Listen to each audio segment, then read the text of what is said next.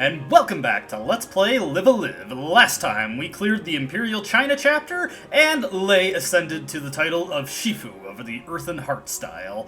Now, from what is probably one of the simplest chapters in the game, we're going to move on to what is easily the most complicated chapter. Not necessarily hard, just very complicated, for reasons that we will get into soon enough. But let's see what the premise is here first. It is an age of strife and bloodshed, which threatens to consume an entire nation.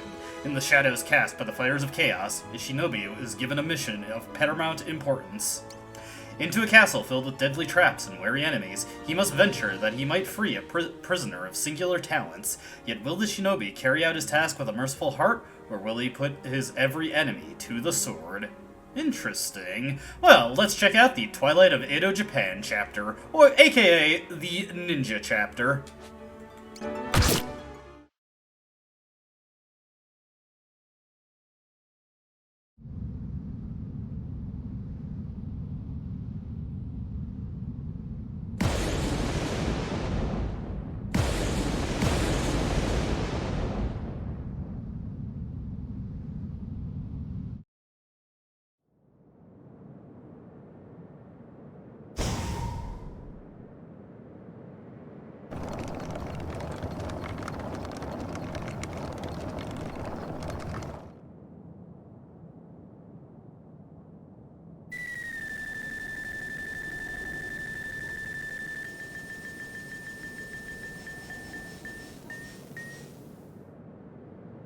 You've kept me waiting long enough. Speak. I am pleased to report that, after a struggle, we finally managed to capture our quarry.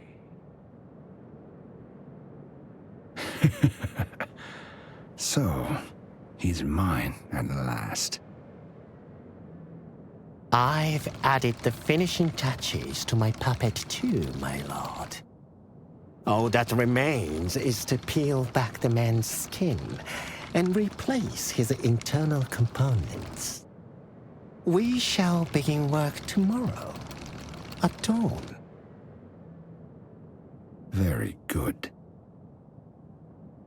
Allow me to attend to his soul, my lord. For I do miss the taste of sweet, noble essence. Very well. Soon the fires of war shall rage across Japan once more. And all will be mine!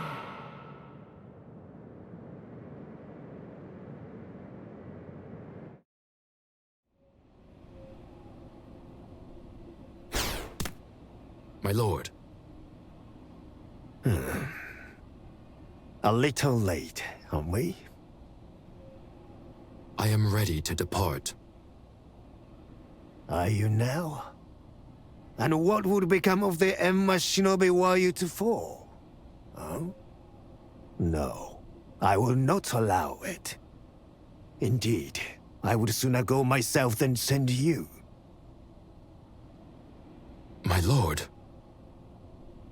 Perhaps there is another, then, who might be up to the task.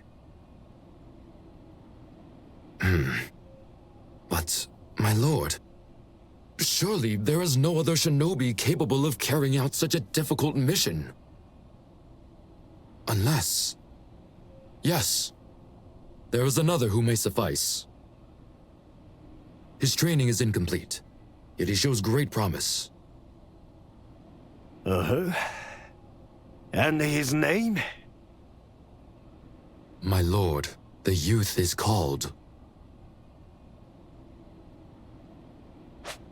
And our protagonist for this chapter is the ninja, the shinobi, Oburumaru. Hopefully I'm saying that right. It's a lot easier to say in the SFC version, or at least AGDP's translation, where they shortened it a bit to just Oburu. But whatever the case, I do not have anybody in this game to actually say it out loud, so I can have a more accurate pronunciation. Anyways, let's get on.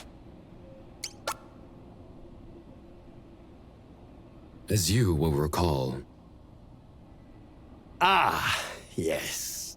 That one I know. Go and fetch him, then. There is no need, for he has shadowed me from the first.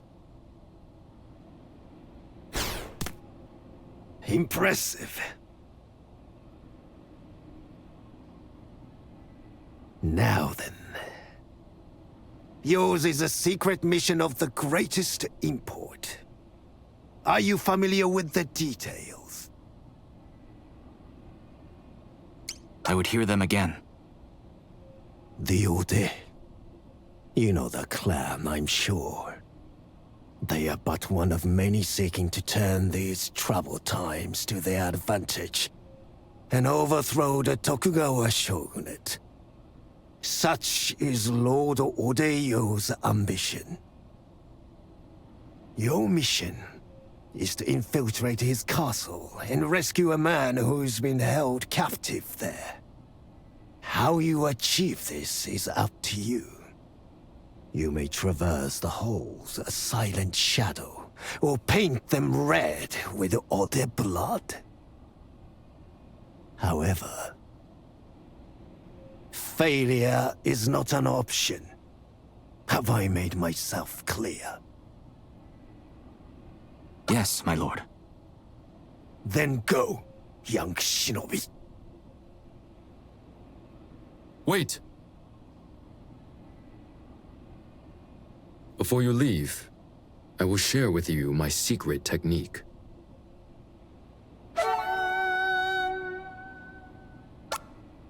Should you find yourself beset by enemies, it will serve you well. For with it, you can melt into the shadows and become invisible. We haven't a moment to lose. You must master the skill during your mission. I've no doubt you will. You always were a fast learner. Good luck!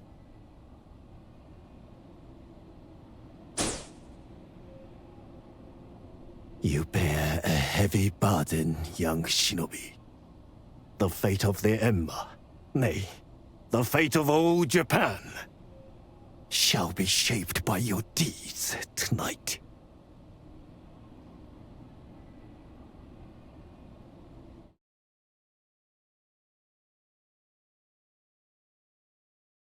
They would call it the Bakumatsu. A time when feudal factions fought against the forces of modernity, when men of politics and ambition wrestled for power. While men of subtle talents worked in shadow to shape events, their accomplishments unwritten. The ones known as shinobi.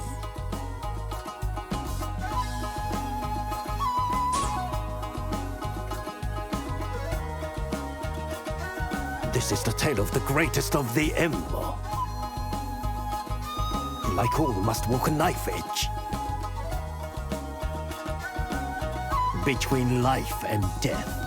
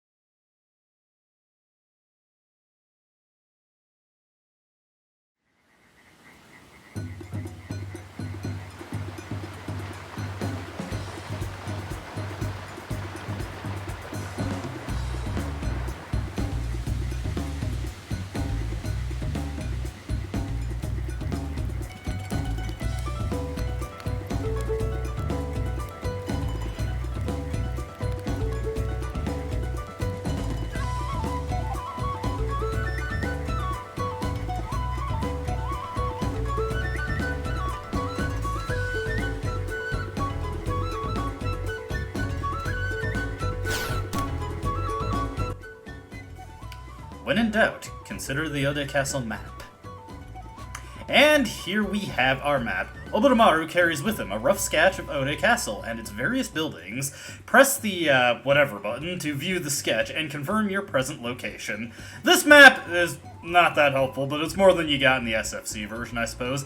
Anyways, after that lengthy establishing cutscene, we have our mission. We are Oburumaru, the Enma Shinobi, who is sent to Ode Castle to do two things. One, rescue a certain prisoner that they have captive here, and two, slay the head of the Ode Io. Name is interesting. We have a variety of options we can use to accomplish this task, so obviously the first order of business is to save our game, and instead we are just going to immediately turn tail and try to leave. Abandon the mission. Do I dare? I've had enough. They'll call me coward. Traitor. I've had enough. I'll be hunted for the crime. The code demands it. Nevertheless, I am resolved. No more.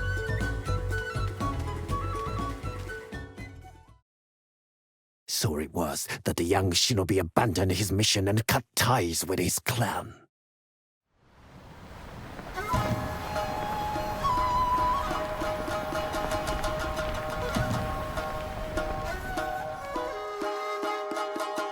Making foes of his former kin.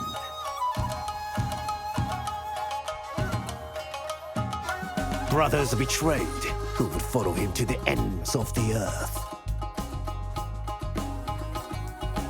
Thus continued the days of strife and bloodshed.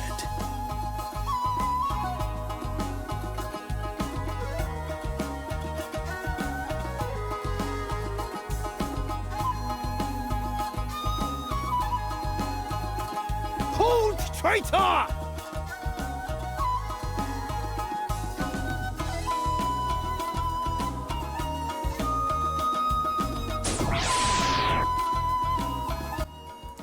Yes, if you turncoat and try to abandon your mission, you are thrust into a battle that, at your base level, you have absolutely no hope of winning. Now, it is actually possible to win this particular encounter, but, again, don't expect any miracles doing this at your very first opportunity, and even if you do manage to succeed against these guys, this is a game over scenario. As you can see, way too powerful for us. We were defeated. And game over.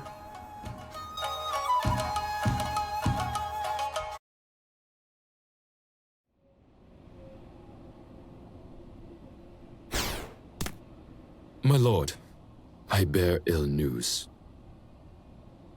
What? Our young shinobi killed. A pity. Perhaps I misjudged his potential. Alas, I fear our nation will not soon greet a new dawn. Well, hey, at least our elder had a selective memory there and believed our death to be more noble than it actually was. I haven't really gone over this, but each chapter actually has a unique game over scenario. It's really not that big a deal, so that's why I haven't really been electing to show them off, but that is something there if you want to see that. Anyway, with that taken care of, let's actually do this properly. Maybe I'll go back later and show what it's like to abandon the mission when you can actually survive that battle, but for right now, let's make our way into the castle. Slip past the guards, or confront them. In this chapter, you have the choice of just solving everything via combat, but we could, you know, like an actual ninja, employ some stealth and subterfuge. Oburumaru can execute the Shadowed Self technique while infiltrating Ode Castle. By holding X, he can hide himself and any allies from wandering enemies until the danger has passed. The more practical way to explain this is basically Oburumaru has the cloak, the invisibility cloak from Harry Potter, and you can activate this to hide yourselves, become invisible and intangible, and confuse the enemies. As you can see, we can just Shadowed Self. These guys will be like, huh? And then we can make it past them when they aren't looking. Now, that's what we're going to be doing for basically, well, not all, but the vast majority of the combat in the HD version. Now, in the SFC version, as you can see in the SFC version, the layout is a little bit different, but our goal is nonetheless the same. Instead of avoiding these guys, we're just going to immediately engage them in combat and take them out. So let's get over here and let's do a cross slice to hit these guys. Oboro does not have too many moves at his disposal to start, but he will quickly learn new ones.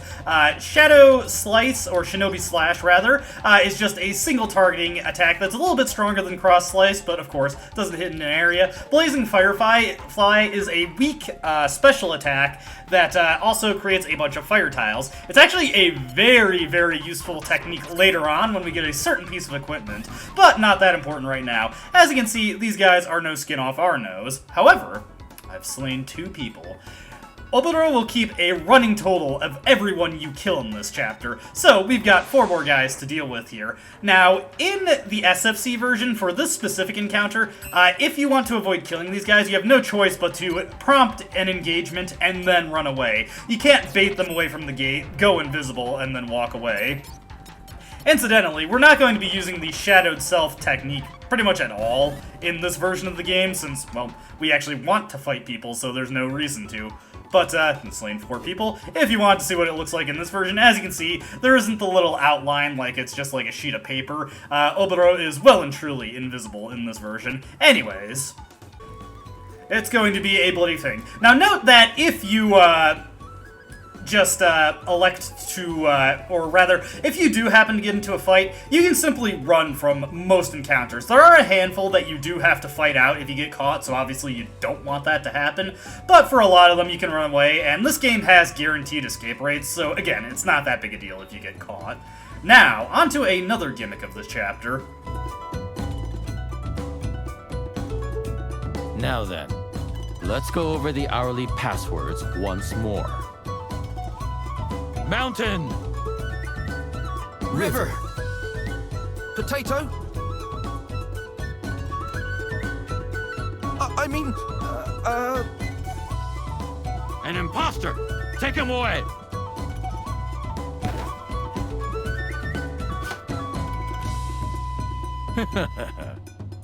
This method allows us to tell friend from foe with ease. Right. Back to your posts. And if you hear the bell, you know what to do. Sir!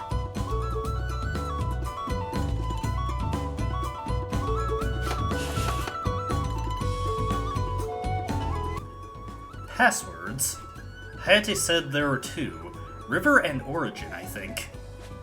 The Ode clan uses a password system as defense against infiltration by spies and shinobi. When confronted by a guard, you will need to say either River or Origin to avoid combat. Every time you hear the bell rung, the password will change, so pay attention and make sure you do not say the wrong one. This is an important mechanic for the rest of the chapter, particularly if you want to get through it without bloodshed. The Ode have implemented a password system to suss out imposters among them, and you have to keep track of which is the correct password. Of course, there is River and Origin as the 2 passwords available, and anytime they change, a bell will ring letting you know that the password has switched over. Now, in the SFC version, you have to keep track of this password personally, so it's a good idea to save before answering any password in case you've lost track of what it is switched to. Then you can just reload if you get it wrong and try again. In this version of the game, anytime it switches over, Oboromaru will just tell you what the password should be. Now, I just ran through that building, but in the SFC version... Yeah, those guys are having a better day, these guys in this version of the game are having a much better day than the guys in the SFC version. As you can see, Shadowed Self gives us a very easy time getting around these guys. Now, there's a couple things to keep note of here. There is a guy over here, if you're paying attention to the opening cutscene. We don't want to do anything with this guy in the HD version, but in the SFC version... this guy, he's not gonna get away too easily, unfortunately for him. So, who is this mystery man? Why, he's nothing more than a humble merchant, and we are just going to cut him down in cold blood because he has money for us. So, just give him a quick shinobi slash. He'll attempt to bribe us, but this is not a game with a store system, so his efforts are a bit, shall we say, lacking in effect. Poor guy, poor guy. Anyways, heading over to here, we've got our first password check. Halt. Give me the password. Mountain. And of course, the correct password is river, which we want to answer. Now, there are also 2 dummy passwords you can use. If you don't want to bother keeping track of the password, you can just say potato and fight these guys. Speaking of which, for this version of the game, we really don't care about what password we give in, so let's just go with the good old standby, potato. You're not one of Oda's men! Yeah, that's an astute observation there. Anyways, after killing a few people, we are up to a 10 count for kills right now. I've gotten everyone we've come across up to this point, save for one. One very important thing to note about going for 100 kills: until very, very late in the chapter, if you see any women, you do not want to interact with them, you do not want to kill them. You want to spare them for now. We will be killing them eventually, because we are equal opportunity when it comes to murder, but for right now, they get to live. They get to live. I have slain 12 people. But that's not what Oboromaru is doing in the HD version. River. Very well. We can pass on by. They see nothing suspicious about us. Not exactly great at their jobs, I will admit. It seems like a bit of a faulty system, I gotta say. Anyways, we've got a couple things to take care of. What the? Interesting. I said there was a couple things we gotta take care of, but how can we not investigate this? Alright, so, this guy right here. I'll go first. Just wait here. I've not seen you before. Mountain! Well, I mean, password's river. River. Must be a new recruit. In that case, your assignment is now to guard the attic. If you spot anyone suspicious, inform me immediately. That is all. Alright, thank you, thank you. Now, let's switch over to the SFC version, because there's something important to note about this guy. Now, if we feed this guy deliberately incorrect passwords, such as potato... Isn't that my favorite dish? I'm asking you for the password! Isn't that the name of our leader? I'm asking you for the password. I actually lost track of what the password was, so we may accidentally give him the correct one here. You're not one of Oda's men. To get this guy to fight you, you have to give him the actual correct password, or incorrect password, rather. Giving him any of the fake passwords will not work, so this is actually the only instance in this chapter where you actually need to know the password if you are going for full kills. Otherwise, you can just feed incorrect passwords to everybody you come across. Not so in this instance. So yeah, that's a bit of a nasty trick that they hit you with. You do need to pay attention to the password for just that one guy. Pretty silly in my honest opinion. Hey, who are those over there? We did it, Papa! Shh. Keep your voice down. Aye, you're right. Now comes the hard part. I know, Papa. 1,000 ryo. That's all we need to steal for the Watanabe clan. To restore us to our former glory. And share with the townsfolk, too. They'll surely honor us as gallant rogues. Then let's hurry, Papa. Wait. We must proceed with caution. This attic may be riddled with traps. Just leave it to me.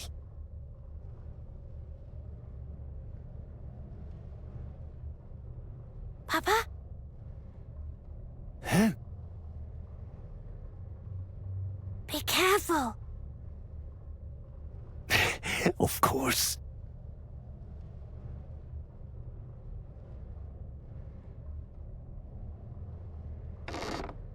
Wait.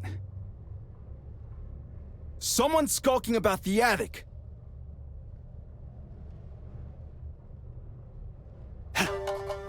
This rat won't be caught so easily!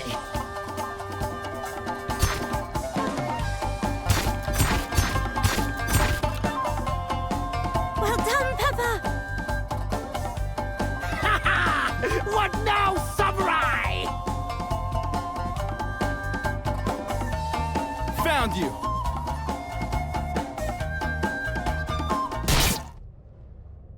Papa?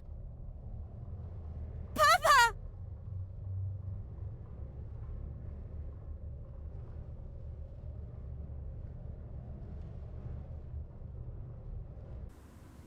Well, that was tragic. It is worth noting that you can actually kill that samurai on the lower level to save them, but in either version of the story, it's actually undesirable to do that because... Oh, hey, password change.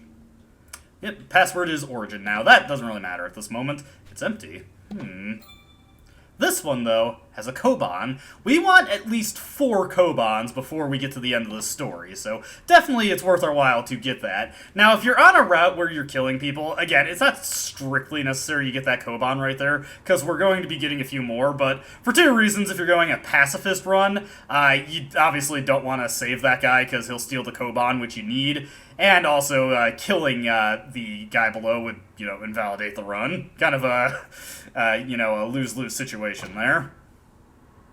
Stop. You'll give me the password or else. Mountain. Or... Wait, no, I nearly forgot the time. River!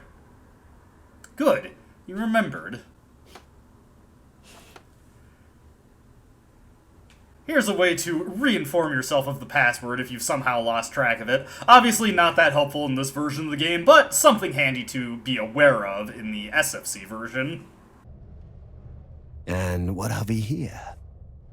Oh, I rather think this would be wasted on me. Not at all, not at all. My lord is much too modest. One might even say the gods themselves fashioned it for you alone.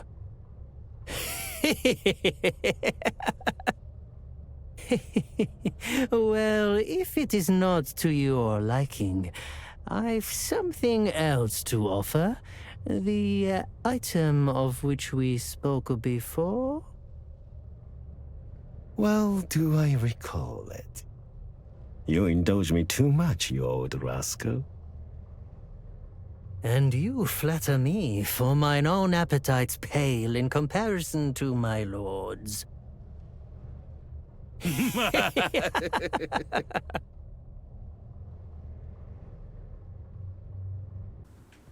Anybody else just think of Final Fantasy VII when you're, in a rooftop or vent section and you just look through at people? That was my first experience ever seeing that kind of thing in an RPG. What's in this hole? It's done. None will find the key. Indeed. Who would think to look for the storehouse key inside the storehouse itself? Man, the auto-advance text goes way too fast when when the dialogue is not voice-acted. Kind of annoying, honestly. We've got rats going around these attics. This is mostly unimportant. Oboromaru does not really care about them too much. Ooh, Suijin Tabby. There is a lot of equipment to grab throughout the complex, so be sure to keep your eyes peeled and your hands open for them. One last peephole to look into here. Wonderful, wonderful! Oh, my lord! Yeah, that old guy sounds like the peanut vendor from Kung Pao. Anyway, moving over here. Huh? Got a shinobi heading towards us. Fortunately, he is not familiar with the shadowed self technique, so we can just do that real quick, confuse him for a bit, and hopefully not quite. Come on, move to the right so I can get past you a little bit more easily. Come on, buddy. Get out of the way. Okay, there we go.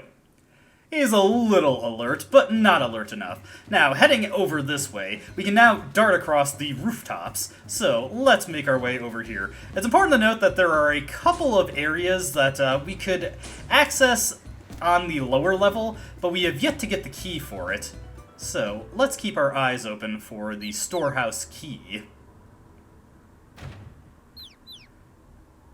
That rat is an unfortunate demonstration for these sections of the floor that, of course, have pit traps. If you fall into them, you get sent into lower levels within the Ode Castle. Not something we need to concern ourselves with right now, but something to be wary of when you're moving through the area with something specific in tow, as well as something to just avoid if you obviously do not want to be sent to certain areas. Now, we can climb down this tree, and if we examine this ornamental lantern here, there's a secret passage for us. We don't want to go this way yet. We'll be coming back for this later, but for right now, we just want to head over here into this little hut or rooftop area. There's an empty chest. The storehouse key. Nice. And a slice of Castella cake. With these items secured, we actually want to backtrack a little bit now. So, while I'm walking back, let's just cut ahead to where we need to be. Alright, so just cutting back to the SFC version real quick, because for this encounter in the residential manor, you will get attacked by 3 guys when you try to interact with this one guy. Fortunately, this first encounter we have to deal with just these guys who are trying to take us out by themselves. Let's just poison mist these guys real quick, see if we can't get some damage going on them like that. Unfortunately, did not look like it poisoned them, but we can just flame arts repeatedly, beat these guys, no problem. At this point, we're starting to overtake the damage that the enemies we're coming across are capable of dealing to us. Actually, cross slice might be a little bit stronger. Boy, though, I wish we had stronger weaponry. Nice thing about cross slice is that it can rotate enemies like that on occasion, forcing them to move back towards you if they want to hit you with certain moves. Unfortunately for us, these guys have their own variant of cross slice, so they can also just do that in turn. But no big deal there. With those guys taken out, we can of course get the mark that we actually came into the room for.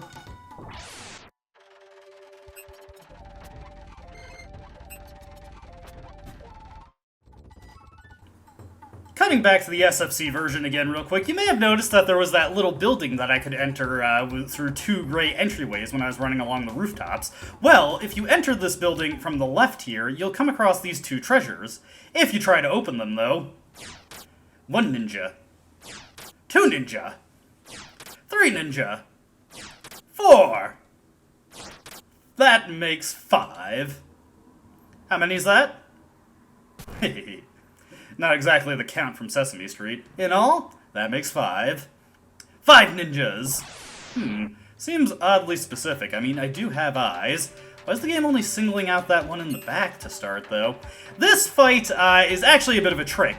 These 4 guys that are in our ways, they are more or less just after images. They are not real people to be killed. However, we do kind of have to work our way through them if we want to get to that guy in the back, so let's do some cross slashes to get through these guys, and hopefully we can start taking out the actual ninja. When we get him defeated, that'll be a kill for us. These guys have a pretty good ability to attack in multiple directions. Jeez, those cross slices are doing absolutely garbo damage. Come on, take these guys out. There we go. We'll get that taken care of and make our way towards the Go Ninja. Now, this fight can be a little tricky, so let's actually heal up, get some stat bonuses to go along with that, and then we'll take out this guy. Once this guy is defeated, all of the other enemies will also be defeated in turn. I believe this is the first time we've actually seen a fight with a leader-type mechanic. Battles that have leaders, when the leader is defeated, all enemies remaining in the battle will break down. Hey, level 6. Very nice. Shuriken Storm gained, a very important attack. As you can see, the remainders were just images. This was the real guy. I shouldn't have tried to divide myself into 5 parts. He's dead, and Oboro has slain 29 people. But for his efforts, he gets some treasure. Money. Genji's Gauntlet. Nice. Alright, here we are back in the residential palace, and we've got 2 things that we need to check out. First, we just want to head back the way we came, past the password guards. Now, even though these guys are not able to recognize us, not able to recognize us as not being part of the Ode clan, these Ronin wandering around, they are not so easily fooled.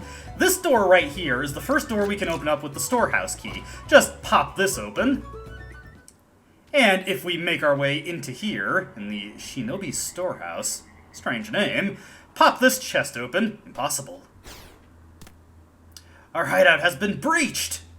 We just want to quickly kick this chest open, get the dungeon key, Shadowed Self to confuse this guy, and then make our way out of here. Now, in the SFC version, Now obviously in the SFC version, we're going to kill this guy, but this fight is a little bit trickier than it looks at a glance, so let's hit this guy with a Shuriken Storm, our fancy new attack that we got. As you can see, not exactly the best damage in the world, but it can be used from a huge range, and if its multiple hits land if a great number of its multiple hits land, it does some pretty stellar damage.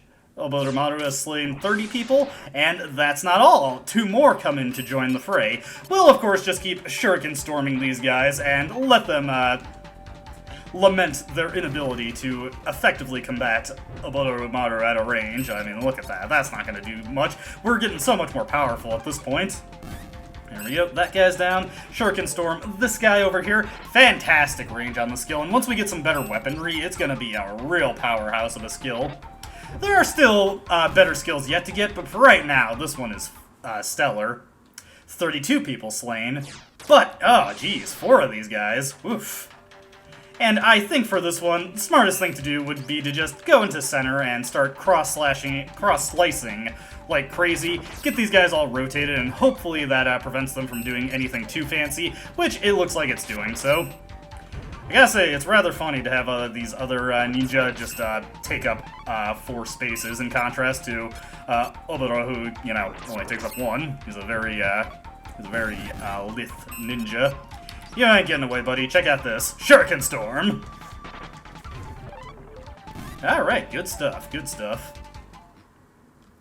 With that taken care of, much like the HD version, we get the basement key. Or rather, the dungeon key, but it's called the basement key in this version, which is honestly a bit more of an indicative name. I kinda like it. Yeah, sometimes you'll get thrust into nasty chain encounters like that, something to be wary of when you are interloping around the area. You know what, I actually have lost track of the password, so real quick, I believe it's Origin right now, but just in case, we'll make a save there. Okay, they didn't double check, so wasn't necessary to do that. Now, with the dungeon key, well, we don't, not this door, we don't need to do anything in particular. Not this way. Ah, man, I always get lost so terribly in this area. Here we go, this is the one I was looking for. Don't speak to any of these ladies, we don't need to harass them. We can just head straight back through the residential palace. This will take us to the front gate of the castle, but we're not going to be able to infiltrate it just by going through the front gate. That would be far too simple. The reason we're coming this way is because there is another storehouse that our key will allow us to access. So, let's just pop this door open, because there is something very important for us in here. There are a bunch of ghosts. Now, let's get into an encounter with one of these ghosts. Ghosts are very resistant to physical type attacks, but Oboromaru's elemental attacks that he has access to, such as Firefly Wake, as well as the flame tiles that it creates, are more than capable of hurting these ghosts. So we'll just lay down a bunch of flame tiles. Oh, never mind. These guys are not harmed by the flame tiles because they're floating. Okay, so we're just gonna do Firefly's Wake repeatedly until this guy falls over. So, apologies for the slow fight here. Actually, you know what? No, hold on. There's something that'll help us with this fight that'll make it a lot safer. Let's flee for the time being, and actually check out these chests. If you flee, the ghosts temporarily get disoriented, won't attack you. We get a Koban here. But not the Izanagi scroll. What I'm looking for is the Genji Tabi. The Genji Tabi is one of the first pieces of equipment, well, not the first piece of equipment, because the Sujin Tabi did this as well, but the Genji Tabi allows us to absorb fire tiles if we stand on them, so we'll be healed for 24 HP instead of damage for it. The Sujin Tabi heals you off of water tiles. If only we had some kind of Tabi that actually recovered us for multiple different tile types. Alright, so after slowly whacking this guy with fireflies, don't worry, we will get better special moves as the chapter goes on. As you can see, because they are level 6 enemies and we are a measly level 2, we get a ton of experience for them, get fast track towards a level up, get a whole bunch of stats. Oboromaru has really great stats across the board, with a particular emphasis on special attack, and we learn a stronger attack here, Water Spout, which of course deals water-type damage. Let's defeat the rest of these guys. Real quick in the SFC version, I just want to point out that there are only 2 lost spirits floating around the storehouse, so it's slightly less efficient for grinding. Also, on a killer route, we don't really need to fight any any of the ghosts here, but what the heck, it can't hurt either. I mean, we can take them out just as easily. They're not exactly threatening enemies. They don't really line up to try and kill you.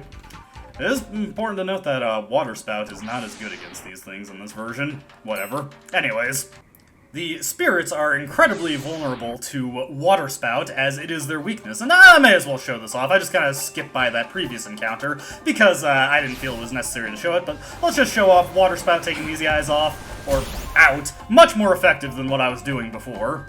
This is the biggest disadvantage of playing the story pacifist, obviously, is that you are not getting nearly as much experience, so things can get a little bit dicier. Let's open up the rest of these pots and get some shrimp rice balls, and we'll leave. Now, this is the primary way to get experience if you're doing this chapter pacifist. If you leave and re-enter the storehouse after killing the ghosts, or re-killing the ghosts, or sending them on, I suppose, they will repopulate the storehouse, and you can fight these guys endlessly. Now, obviously, you'll reach a point where they're not giving too much experience, but they give enough experience that it's enough to get to all the levels you need to beat this story pacifist. At this point, I think I should also go over the difference between doing the stories pacifist and kills. There's not really much of a difference, but doing the story pacifist gets you a very powerful weapon at the end of it. However, there's a bonus boss you can defeat in this chapter that gives you an equally strong weapon, and that boss is much easier to defeat if you're just killing everything in sight. So there's really not much advantage to doing the story pacifist. There's arguably a huge disadvantage. However, there's not really much benefit to getting all 100 kills possible either. I would say the best approach to this chapter is to just do a mixed approach. Kill anything that gets in your way, get the experience for that. Don't kill any women, because there is a particular reward you can get if you don't do so. And then, of course, fight the bonus bosses to get their rewards, and that is more than enough. 100 kills and 0 kills is essentially just for bragging rights. Now, before we finish off this video, and I do a little bit of grinding off-screen, just to get some levels so that we can actually defeat the bosses we're going to come across later in the chapter. Did not mean to fight that guy. Let me overwrite my save real quick. And you, of course, I haven't really been drawing attention to the woman in the corner of the storehouse. Let's just talk to her real quick. Strange. Cleo. What is her deal? Let's set some fire down, see what that does for us. And that should deal some decent damage to her while healing us. Of course, the candles are not particularly pleased with what we did there. They're not terribly... Oh dear, all of them are going to attack us. I will admit, I actually have never talked to this woman before, so I'm not overly familiar with... Oh, what?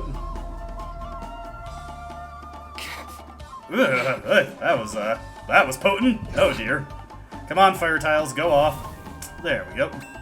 Oh, so she's also not vulnerable to fire tiles. Let's water spout her and just send her packing. The nice thing about water spout is that it also deals, it has the ability to push enemies away. And let's see, she goes for a chilling touch here. My body fails me. Oof, nasty. But yes, this woman is very, very dangerous. High likelihood that you'll be defeated if you try to take her on. Of course, we can eventually get strong enough to take her out. But if you defeat this woman, the spirits occupying the storehouse will no longer respawn, so think carefully about if you want to do that or not. Obviously, once these spirits stop giving out a decent amount of experience, you can do that just fine, but for right now, of course, we want to do a little bit of level grinding. I'll get basically as high level as I can off of these guys before the experience really plummets, and like I said, that should be more than enough to complete this chapter, because we're only going to be getting into a couple of fights, so we only realistically need a little bit of strength to clear those, so that's what I'm going to take care of, and when we come back, we will make our way deeper into Ode's castle. See you then.